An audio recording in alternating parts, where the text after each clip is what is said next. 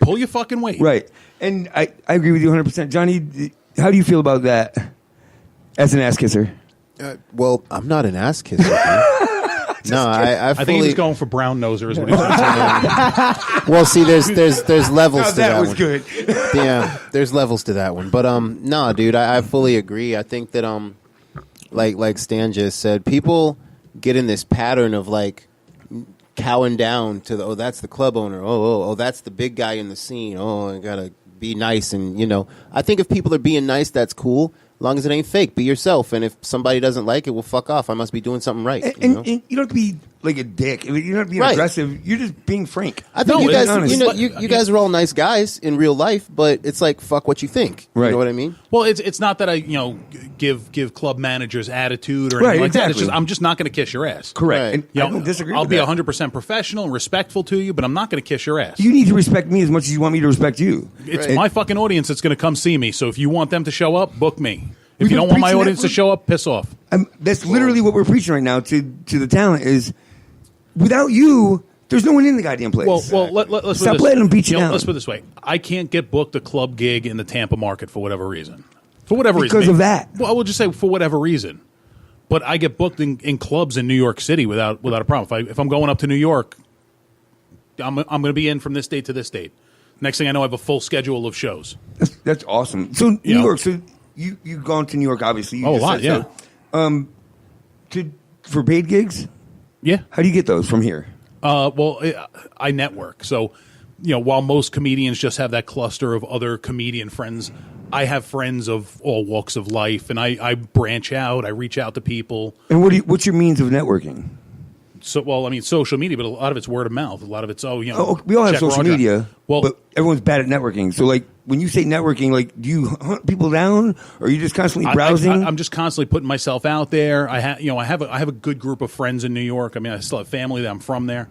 So just word of mouth. Oh, check out Roger Nelson. Next thing I know, I have people that are coming to shows regularly. Every time I'm up there, I have more and more people keep coming. Yeah. But what do you present them with for them to say, hell yeah, come on up and freaking make some cash? I mean, they know I have an audience. I work for the same promoters, so they know. I got you. Okay. The very first show I did there, I had like 40-something people show up just for me. What? Yeah, that's awesome. You have that many family members? Well, family, friends, Facebook. It doesn't matter why. I don't care how you get 40 people in a place. If you can get 40 people in a place, that's good. Yeah. If we could get each person on a lineup to bring 10 people. And then the venue to bring people. When I produce a show, if every person on the lineup brought 5 people, I'd be happy. Right, I agree. And most of them don't bring. And this is what I've come to the realization. I started trying to produce shows here, and it's not the right market.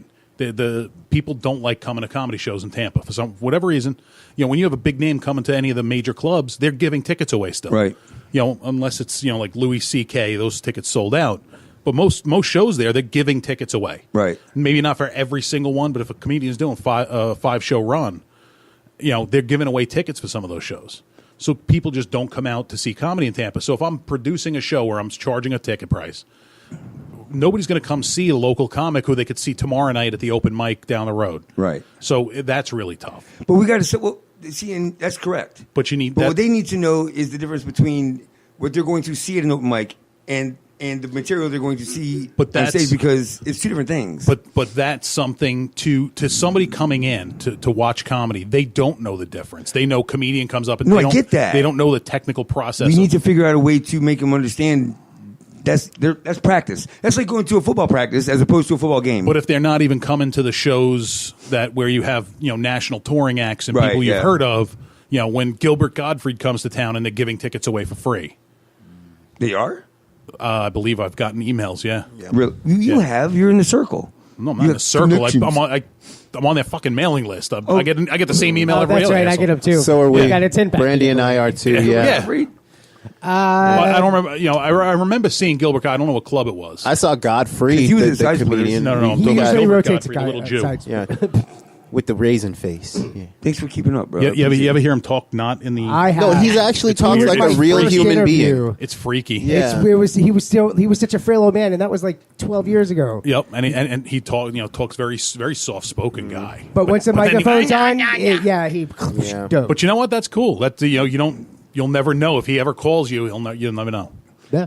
So, obviously you've gone to comedy shows, like national act comedy shows. What's the best comedy show you've seen? Like, he took me to Anthony Jeselnik. Holy crap, dude! Yeah. Like, I knew the name, but Jeselnik's a killer. That's a tough act to follow right there, bro. He's good. bro. I love Chris Titus. Is he still doing? He still comes around. I don't know how I'd active love he to is. see him, actually. But actually, one of my favorite comics to see ever is not a huge name. It's a guy I brought down here to this area last year. It's a guy named Paul Bond. And Paul's been he was part of what they called the East Side Boys. Back in New York, back in the late 80s, early 90s, there was a comedy club called the East Side Comedy Club in Huntington. And Kevin James came out of that club. And I'm trying to think of who. I think back in the earlier days, Ray Jerry Romano? Seinfeld, Ray Romano came through there. All the Long Island, New York comics came up through the East Side Comedy Club. And Rich Minervini was the owner. And Paul came up with them. What the hell's his name? The one that runs Divine. It's Steve. Yeah. Yes, Steve Lazo. He was part of that group. They all kind of came up together. And Paul mixes music and comedy. He does a guitar act. But he's probably one of the funniest comics I've ever seen or worked with.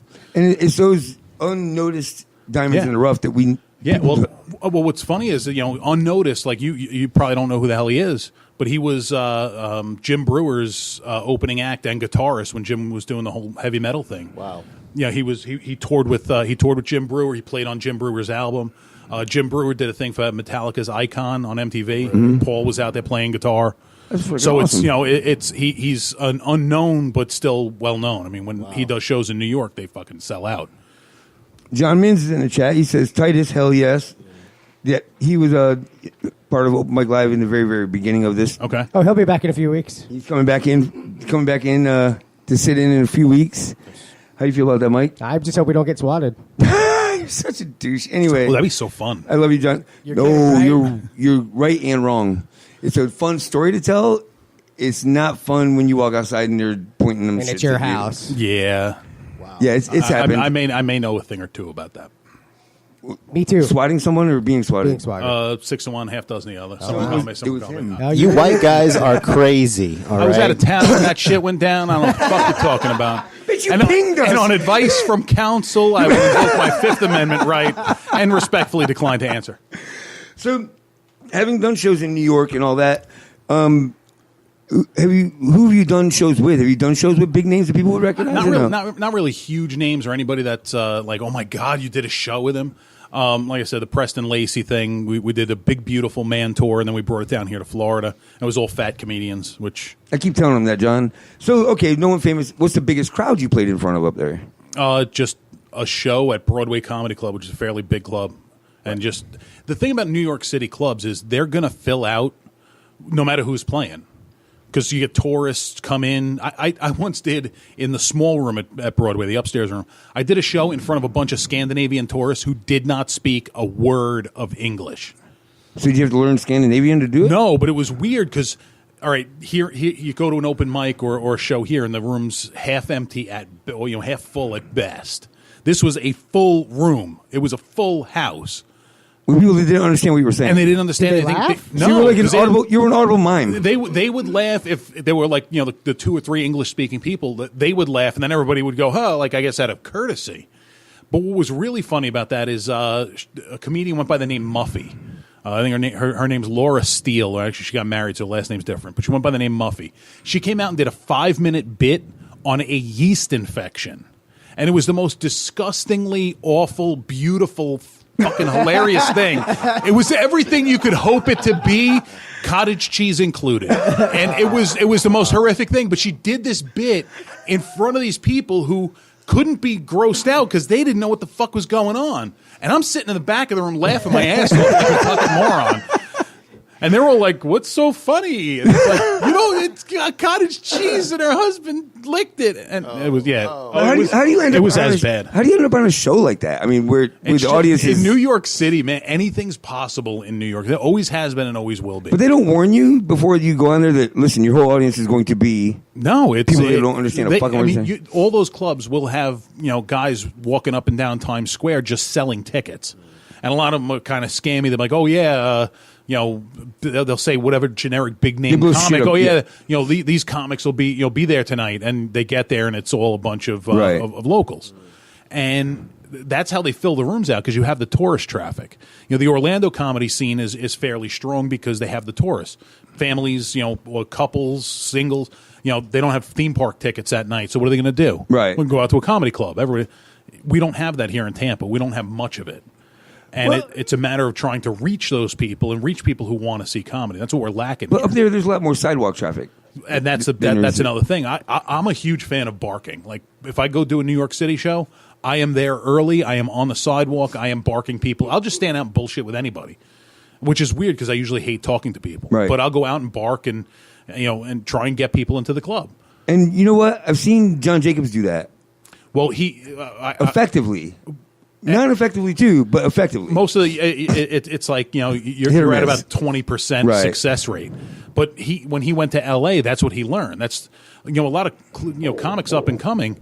They'll work at the club. They'll you want some stage time? You got to go bark for an hour. Right. You got to barking up where there's foot traffic is huge, and unfortunately down here we don't have that.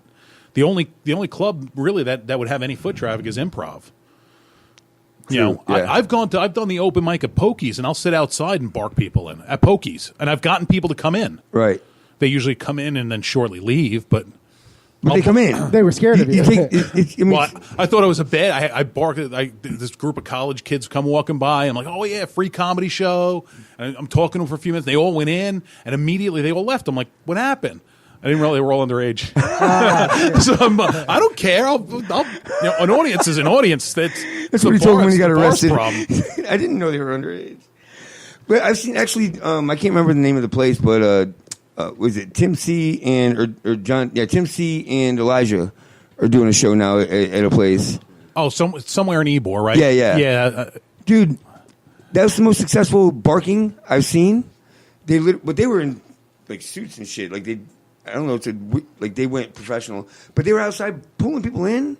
We went in, and what I do when I go to shows is I watch the crowd to see who's responding to what or who's paying attention to the stage. I don't know. That's what I do. People watching. They It's stayed. great. Like the people that came in, were just walking down the goddamn street. Literally stayed there almost the entire show. But you had Marie Williams on there. You had freaking Ricky Hicken on there. I mean, and they are really funny comics, so Right. they're gonna hold that audience. J.J. Curry. I mean, you're keeping them there. You know what I mean? Yeah, with those people, you definitely can. Marie Williams is one of the funniest freaking people. Agreed. Absolutely. Dude, I'd never seen her before. I've heard her name. I saw her that night, and I'm going, holy shit. Oh, I did a roast battle, and She's rad, dude. She has no. She's got no filter. She's got no shame. She is balls to the wall, real deal, and it's just Which awesome. is why we love her. Yep. And I think the best part about her is she's a very cute girl, and you don't expect the shit she says to come out of her. She's tiny. Like she comes out of nowhere with it. She's like short, very, and very, like, very cute, very cute, very sweet, very nice, very well spoken. And then she'll tear your face then she off. says something like, I'm pregnant now, but only till Thursday. Right. Shit like that. It's like, what the fuck? That's exactly right. If she tells raw jokes. Yep, and she's so good at it, and just her delivery, and because you don't see it coming at first, it's just so perfect. Because there's character, but it's not overly animated. Yep. And it's not overly withdrawn. It's literally there's character in there. She's got the right balance. I agree with you 100%. So that's the female version locally. Who do you think right now is the hottest thing going in? And like I keep hearing Daniel Steen's name left and right, but like Have you ever seen Daniel Steen? No, because Okay, he's at Pokies. Okay, I can't. What's your problem with Pokies? I'm just man? playing, bro. I love Pokies. Right, Calm right. down. I go there all the time. man. I love Matt Williams. That's why I go to Pokies. Really? Nobody else loves him. I don't think his parents do. I'm only kidding. I love Matt. I bust his balls. I love Matt. Thank you, because every time I bust his balls in here, everyone goes, "Oh, what's the matter with Matt?" Like, shut up. A couple weeks ago when you guys were talking about me on here, it's like the first thing out of his mouth, fuck Roger Nelson. I'm like, fuck Matt Williams. Now, Matt's a great guy.